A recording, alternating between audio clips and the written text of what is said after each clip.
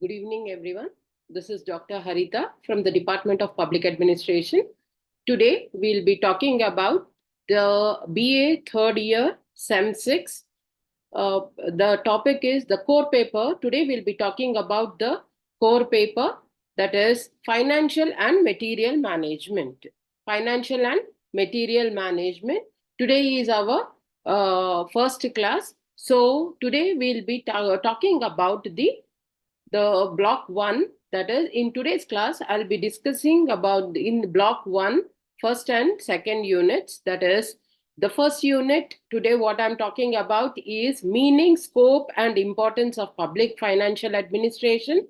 The second one is budget, meaning, principles and types. So in this today's class we are talking about the third year BA third year SEM 6 core paper, that is financial and material management.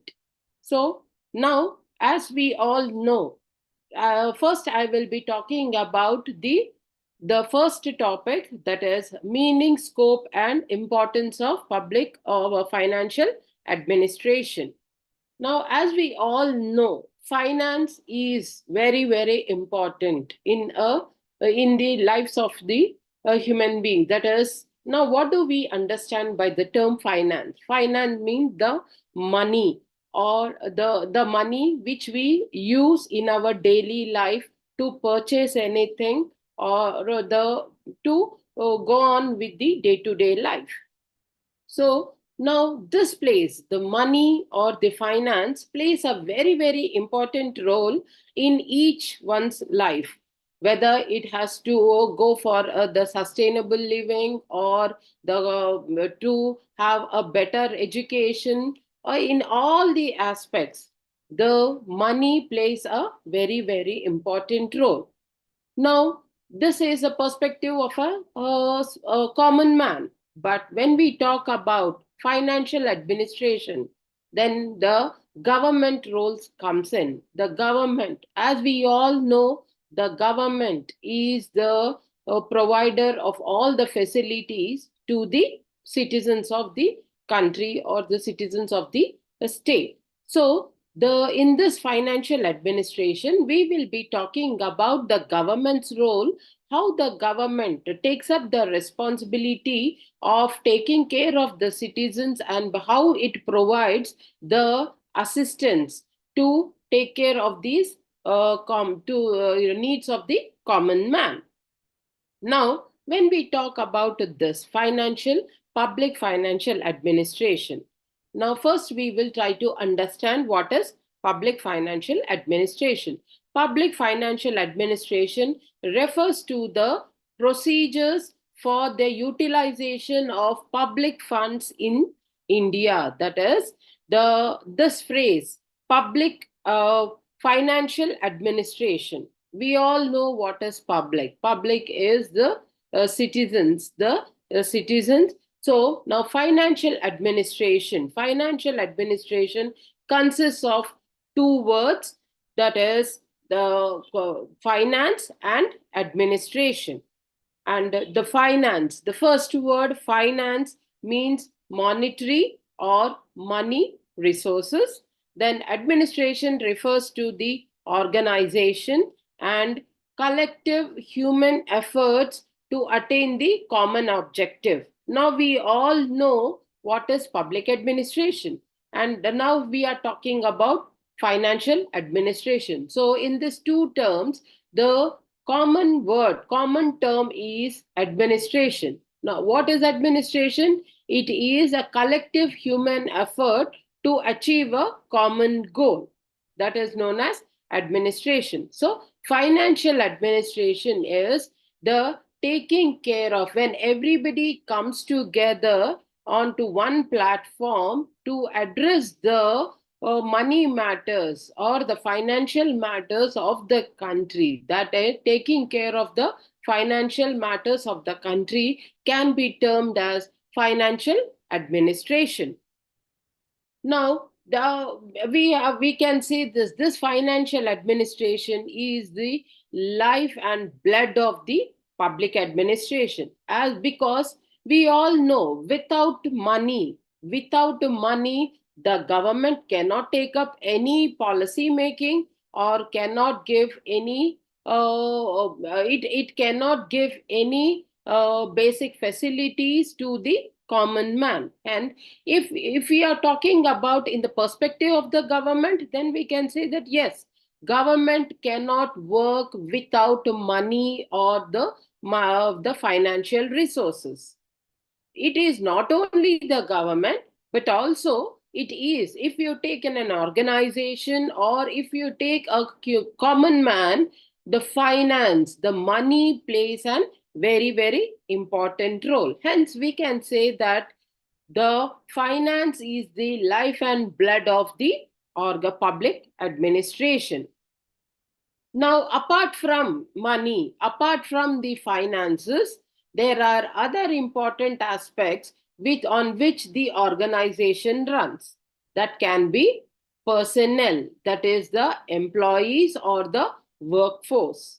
And about this, the material, it can be the infrastructure, the raw material, which is needed for the organization to prosper or to deliver the goods. So apart from the infrastructure or the material and the personnel or the workforce, the most important aspect is the material, the money resources or the monetary.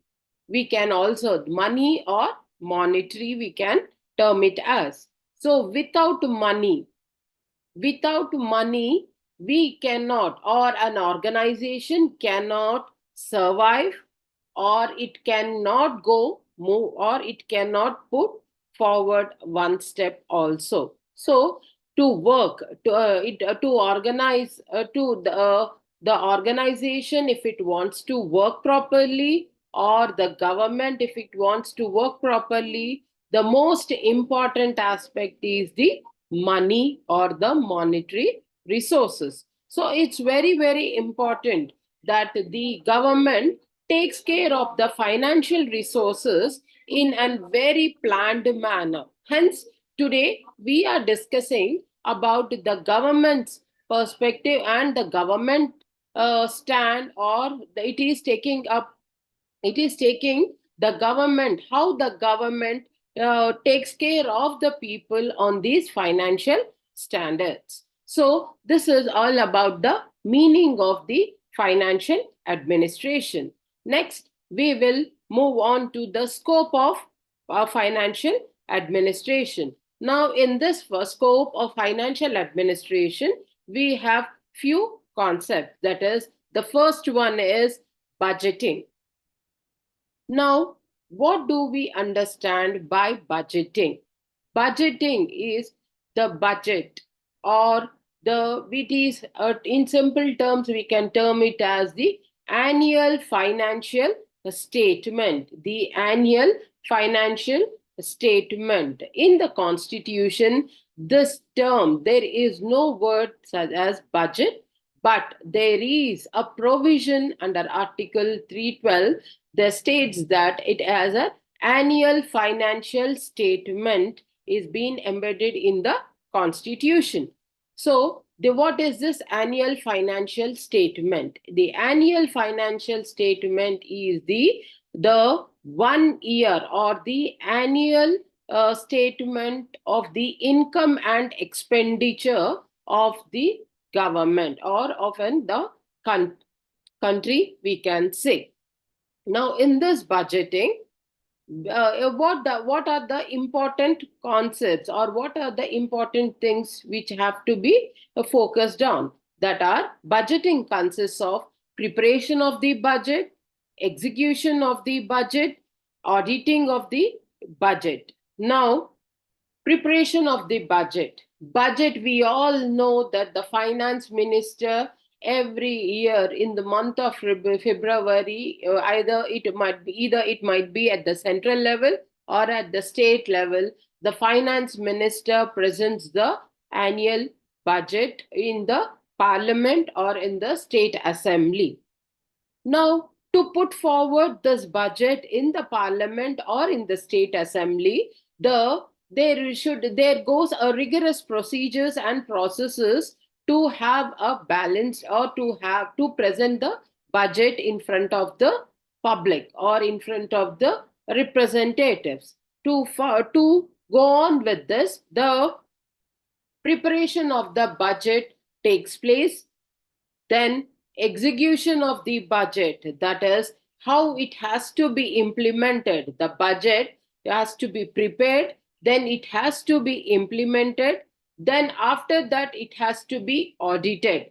It has to be audited, that is auditing means how the analyzing of the income and the expenditure in that one financial year. So these three important concepts include in the budgeting process. Then we have the second one, that is accounting. What do we understand by the term accounting? Accounting is a systematic recording and analyzing of the financial transactions. Accounting is, if the government, it is a, what is accounting? Accounting is a systematic recording and analysis of financial transactions. That is how the government has spent the money and what the government has incurred, the income. Means the income and the revenue and expenditure which has gone through in one financial year has to be put on record in a systematical procedure that is termed as accounting. So this accounting has to be taken place, has to be done every year to have a clear picture of the we can say of the income and the expenditure. Now, what do we understand by income and expenditure? We are using two terms here. Income is also termed as a revenue, and expenditure. Income or revenue is the income what the government gets from the people.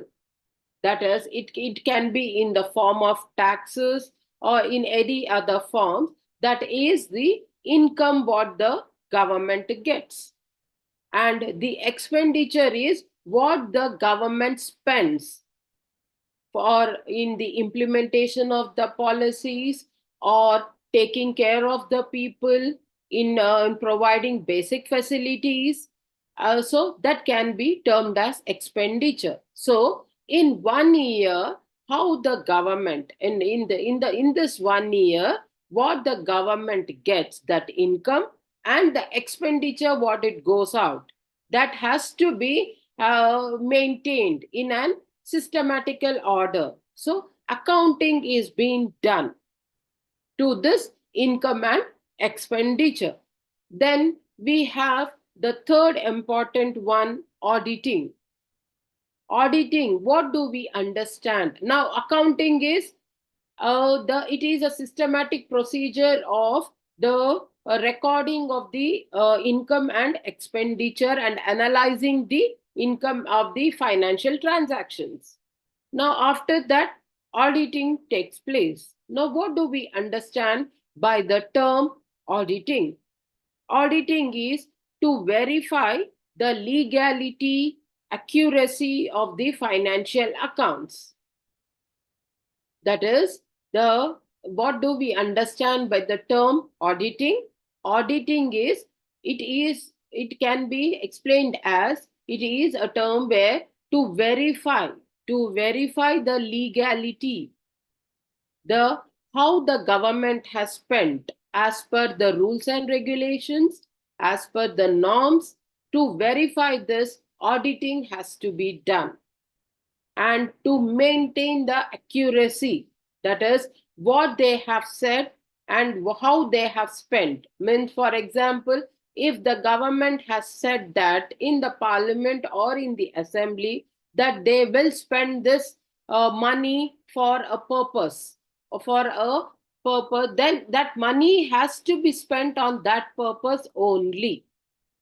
And through this auditing, it will become clear through the norms of whether the government has worked under the norms and spent the money or not. So it is auditing is very, very important, and it is an important procedure which is followed by the government, and it is a separate agency, we can say, which takes care of this legalities and which takes care of the accuracies, that is, whether the government has followed all the norms in going for the expenditure or not. So the scope explains us about the financial transactions which are taking place, which will help the government to have a transparent and accountable,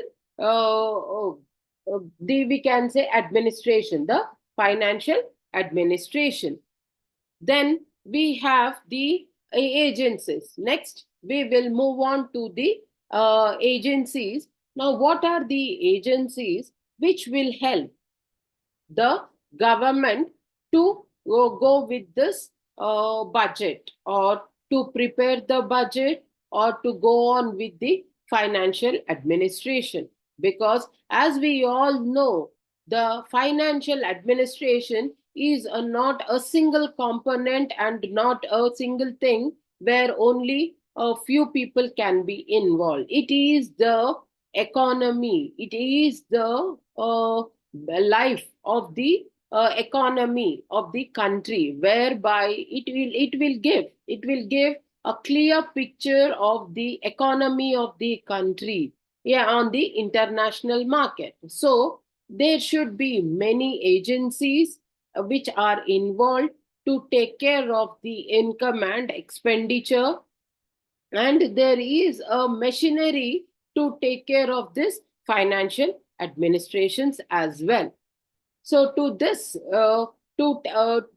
undergo these things, the agencies and the machinery of this financial administration, we have the many important agencies. So to name a few, we will take up each one of them and we will try to explain. The first one in this is the executive. Now we all know what is executive, the implementation agency, or we can simply say the government. In your previous classes, you might have studied about the executive, that is the three organs of the government, that is the executive, legislature, and the judiciary. The executive is the working of the government, the agency where the policy implementation takes place. So now in this executive, what is the role of this executive? It is responsible. The executive is responsible for financial policy making, financial policies of the government, and this is assisted by Ministry of Finance and other economic ministries. As I told you earlier, that the finance minister presents the budget in the parliament, and at the central level, and at the state level, the state finance minister presents the budget at the state level. Now, the most important role is played by the finance ministry, whereby this finance ministry has many other ministries associated to help them to deliver the budget and to prepare the budget in a systematical order. Because it is, as I told you, that the budget is a very, very important aspect in the working of the country or in the development of the country, because the budget or explains, or it will decide the cost of living of the common man as well. So the executive is the first and foremost agency or I can say the machinery, which will help the financial management, financial administration to go on in a smooth manner. The next one is the legislature. Now, as I told you, the legislature is the parliament where now, as we all know, that the government cannot take decisions on its own. It has to present the bill in the parliament, and it has to be passed in the parliament. Then only the government can implement any policy or any law as such. So the budget also has to be, when the government prepares the budget has to be presented in the parliament, and the it has to get approval from the parliament as well. So the parliament can authorize the imposition and collection of taxes and the annual expenditures of the government agencies. That is, the parliament authorizes, as I told you, the parliament. Now, why the parliament has so much power? Because, as we all know, we are in a democratic form of government. We, the people, have elected our representatives, and the public representatives at the central level are the members of parliament. So the members of the parliament take up the responsibility to question the government if the government takes up any haphazard decisions. So it is the responsibility of the parliament to authorize and to give permission to the government to implement or to impose any tax or on the common man. So, and the parliament also has the authority to authorize the annual expenditure of the government agencies. So, we can say that the parliament plays a very, very important role in the annual financial statement. Either it might be the presentation of the budget, or as well as the preparation of the budget.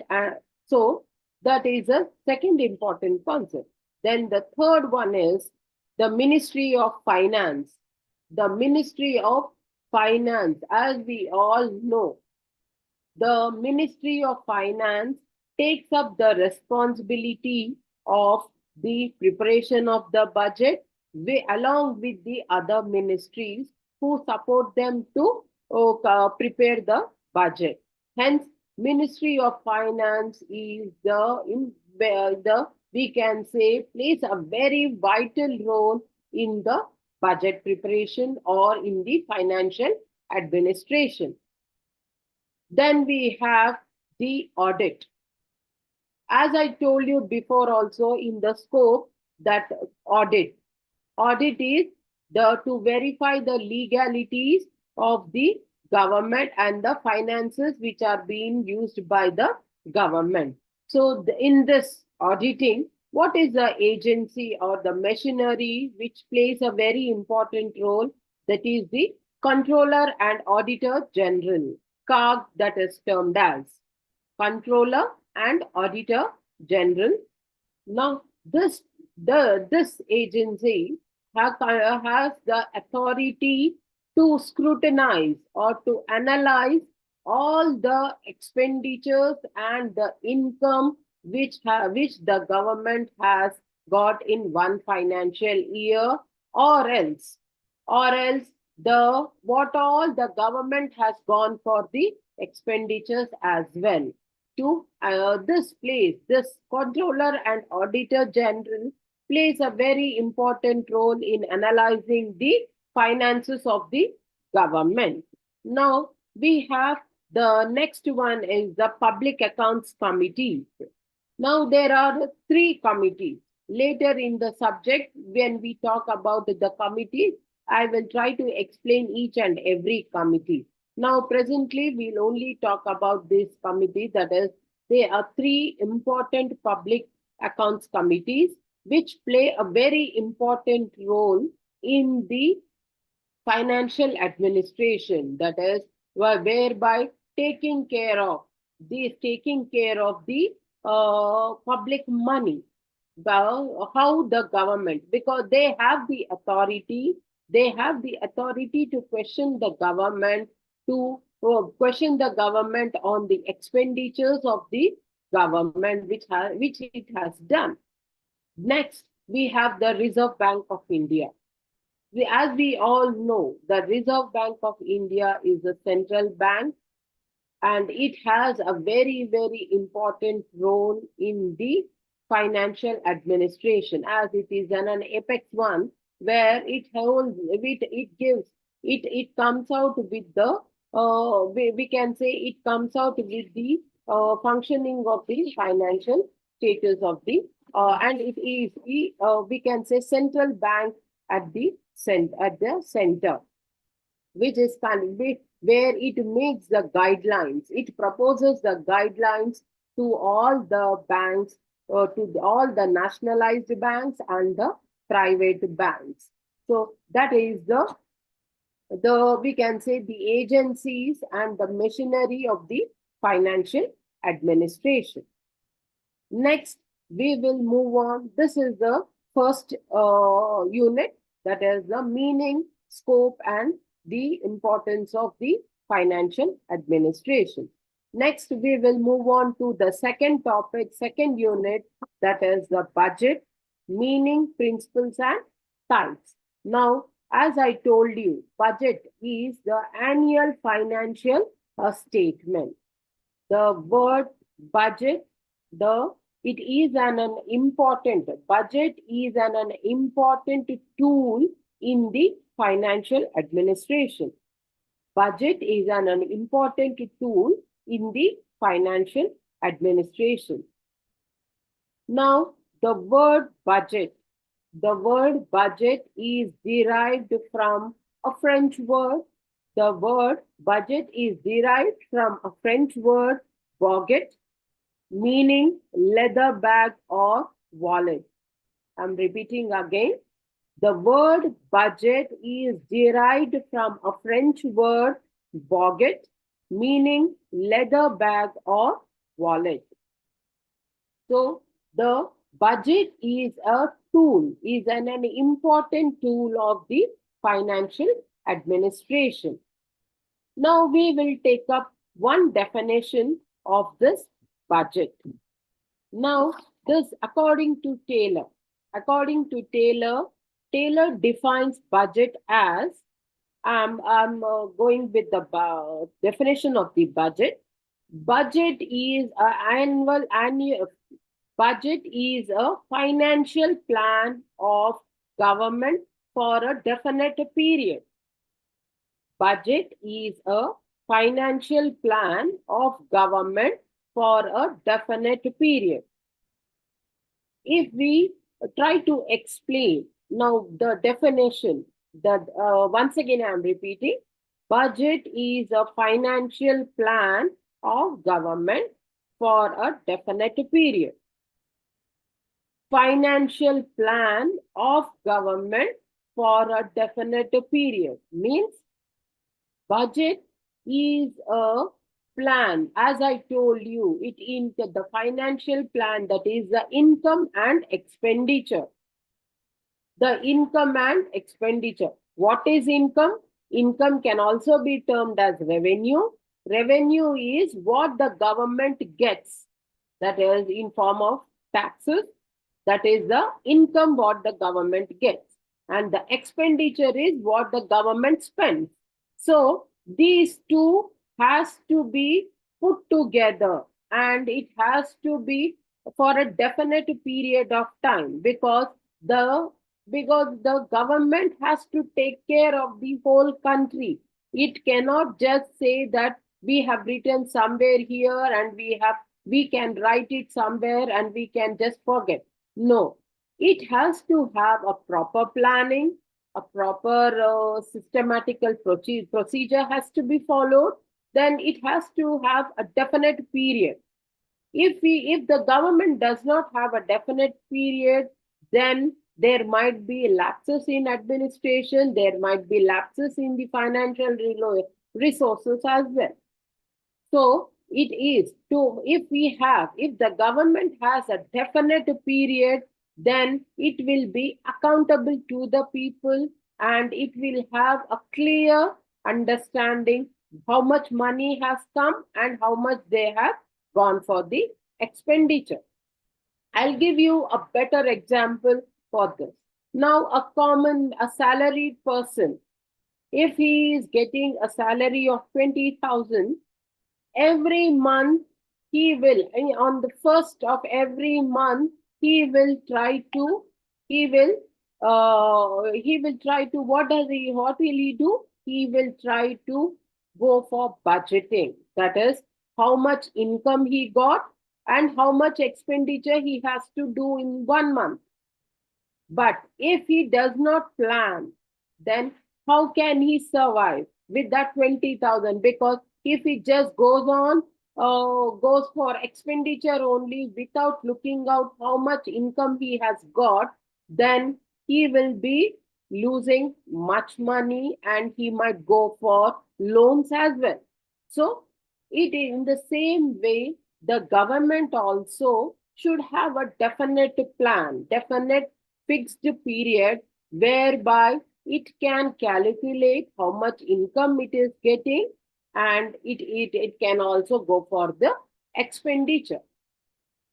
Now, this financial plan is only the estimate.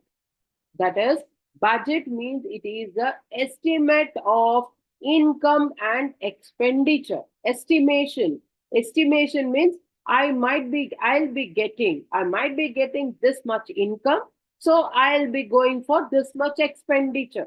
That is only budget or annual financial statement. The other name for budget is the annual financial statement. So the definition of Taylor explains this, that the government plan goes financial plan should be of a fixed period or a definite period. Now we will talk about the features of the budget. What are the important features of the budget? The first one is budget is a systematic financial plan. As I told you before, that this is budget is an estimate of the income and the expenditure, estimation that the government is going for, then estimation that we might be getting this much income and we might have this much, we can go for this much of expenditure. So budget, the most important feature of the budget is a systematic financial plan which can be executed in a systematical procedure. Then the second important feature we can say is budget is a gap between the estimates and the actuals of the income and expenditure. As I have used the terminology estimates, that is the budget that is a gap between, it explains the gap between the actual, what has to be spent actually, and what are the estimates. So, because India is a huge country, the government cannot precisely say that we will have this much income and we will go for this much expenditure only, because there might be natural calamities, there might be ups and downs in the market, there might be any other causes. So the government has to be ready for many things. So it is only so budget is a gap. It is a gap between the what is actually done and what is the estimate of the expenditure and the revenue. So that is an second important feature. Next, we have the third one is the annual plan. As I told you, that is, it is an annual plan. Annual plan means that is a fixed period, 1 year. 1 year is the annual means 1 year. So annual plan. For 1 year, the government decides how much income they will be getting and how much expenditure they have to go. Then the fourth one is budget is a tool of legislative control. Because as we all know that the legislative control over administration, that is, the parliament controls the government. Because, as I told you, that the parliament controls the government's expenditure and the budget, unless and until the budget is being approved by the parliament, the government cannot go for the execution of the budget. So it has to, the legislation, the budget is a tool for the legislative control. So the legislature controls the budget and it can be held in precisely things. So this is another important feature of the budget. Then we will go on with the types of budgets. In the types of budgets, we have the first one is annual or long-term budget. Many times have come up with this term annual budget.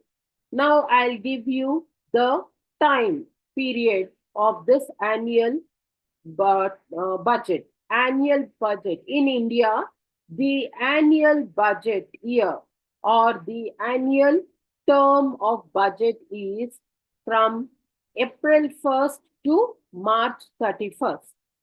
It is not from January to December. It is not from January to December. The annual budget, annual term is from April 1st to March 31st. That is, for example, April 1st, 2024, the budget starts and it ends on March 31st, 2025.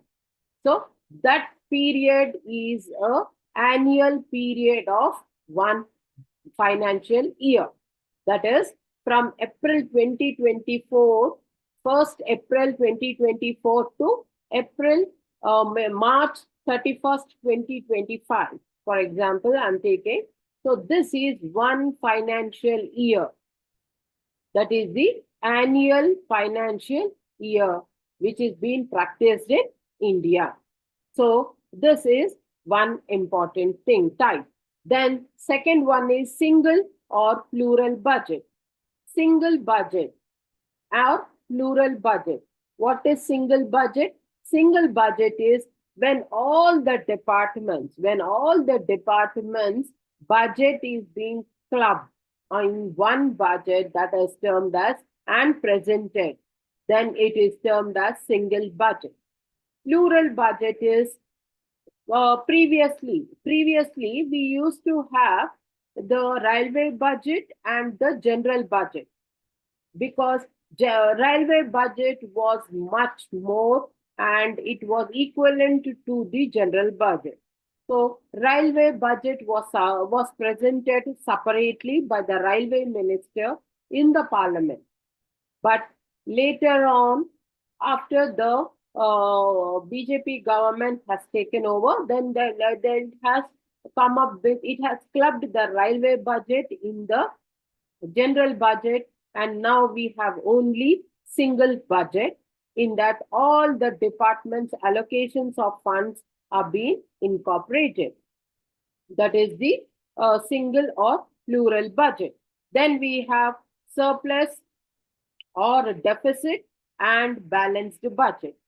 Surplus means what is needed, and above that, if the government has more money, then that is termed as, means in one financial year, if the government is having more money than the we can say expected money, or the then it is called as surplus budget. And the deficit budget is if the government is not having that much financial resources to complement that one financial year, then that is known as deficit budget. And third one is balanced budget. Balanced means there is no surplus, there is no deficit. Means there is no more money, nor there is not less money. That is, whatever the income is incurred by the government and the expenditure is equal, then that is termed as balanced budget. So these are the some types of budget, that is the annual, surplus, deficit or balance, single or plural budgets. Then we have the next one, different forms of budgeting systems. There are different forms of budgeting systems. Now, what are these different forms of budgeting systems? There are four important forms. The first one is line item budgeting. That is line item budgeting. These terminologies are very, very important. Line item budgeting. Here, when the government goes for the preparation of the budget, it takes care of all these terms, and it all takes care of all these forms of budgets as well. But line item budgeting is, it emphasizes on item of expenditure without highlighting the purpose. Means the government only focuses on the item. On the item means if it is only whether it is important or not, or whether it is worthwhile or not, or the purpose of it is going with presently the purpose is mandatory or not, the government might not see that. It only goes with the item. That, for example, X item is there. So that for that X item, some funds have to be allocated. That's all. So that is termed as line item budgeting. Then we have the second one, that is program budgeting. Program budgeting is planning, programming, and budgeting. That is, whereby in a planned manner, in a programmed manner, the budgeting has to be done. Then that is the second form. Then the third one is zero-based budgeting. Zero-based budgeting means it estimates, or it eliminates or minimizes low priority programs. That is, which are not of more importance, which does not have much importance. The government will minimize the expenditure, or it might not allocate much funds to that program. So this is another type of form of budgeting, zero-based budgeting. Zero-based budgeting is not prioritizing that item or that program, and not allocating much funds for that. Then the fourth one is performance budgeting. Performance, that is, the government will look into the performance of that program. If the program is being successfully running, and if it needs more funds, then it has to be allocated more funds. If not, it has to be taken care of. That is, as per the performance only, the allocations of funds can be done. So that is termed as performance budgeting. Then we have the principles of budget. Now, in the principles of budget, we all know that there are many important tools, or there are many important procedures which are being followed, which play a very important role in the performance of the budgeting and the zero-based budgeting as well. Now, to this, then we move on to the principles of budgeting. In Budget, the first and important one is budget should be a balanced one. The budget should be balanced one. The, as I told you, we have discussed about the surplus budget, deficit budget, balanced budget, and all these aspects.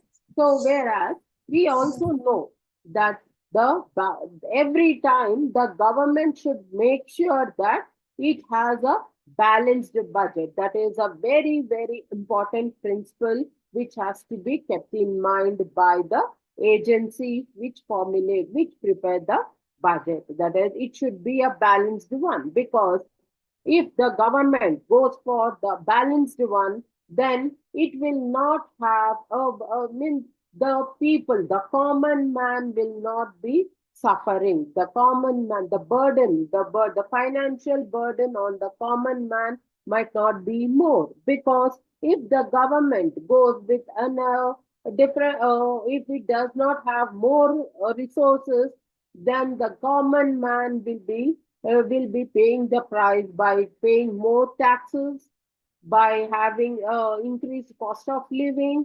The all the rates might get increased. So there are many things which are related to this budget. So the government should make sure, the first and foremost principle is the government should make sure that it goes with an balanced budget. That is the first and foremost principle. Then we have the second principle, the we can say now in this budget should be balanced one. I can also say that the estimated expenditure should not exceed the revenue or income. As I told you that I have taken a common man as an example, where I have said that the common man, if he is getting 20,000 rupees, then he should make sure that his expenditure also should be within that purview of 20,000 only. He cannot go for more expenditure of 20,000. So he will end up in loans or in debts. So it is very important that the government should go for a balanced budget. To go for this balanced budget, what should the government do? The government, it has to take care that the estimated expenditure should not exceed the revenue or the income. That is a first and foremost principle to be followed. Then the second one is budgeting should be done on the basis of gross and not on net income. Now here I am using two terms, gross and net. First I will explain what is gross, the two terms, gross and net. Gross is the total amount before anything is taken away. That is, gross is, now, for example, I have taken a common man and 20,000 rupees.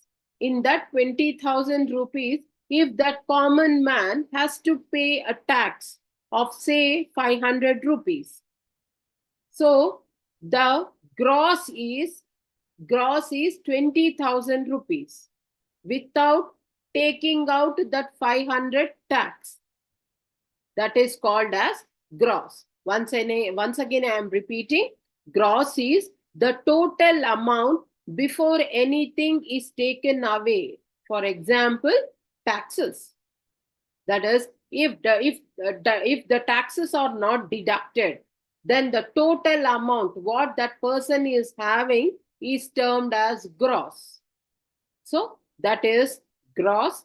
So net is the remaining value after accounting, or commonly understood after deductions. That is, we all know that in if we when a person gets his paycheck or when he gets his pay, then there will be deductions. That deductions, what does that deductions show? That is the net, means how much he is getting, in hand. That is the net. So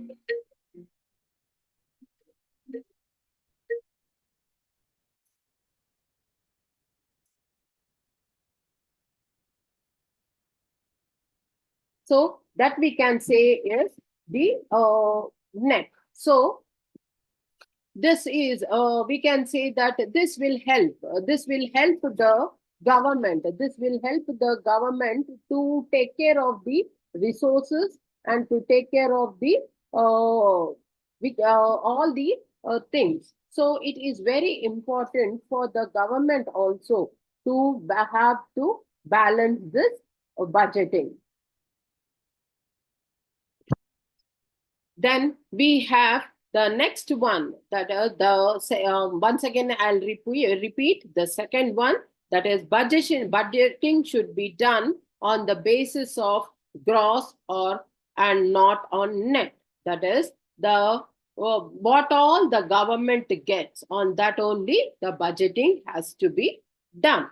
That is termed as the second important principle. Then we have the third one, that is annuality of the budget. Annuality of the budget means that annually, as I told you in the starting class also, that annually, that is yearly. Now in India, the annual budget is the year starts from, as I told you, April 1st to March 31st. So the this is very important, that the budget should be presented annually only, because if it is being presented annually, then the government will have a clear picture of all the resources, all the income, because the government, the Ministry of Finance, when it starts preparing the budget, it does not prepare it in 1 month span. This all procedure starts way back 6 months or 4 months before the budget, that is in the month of October or November. So because all the departments from all the state governments, the central government has to get all the necessary information of the expenditure and the income.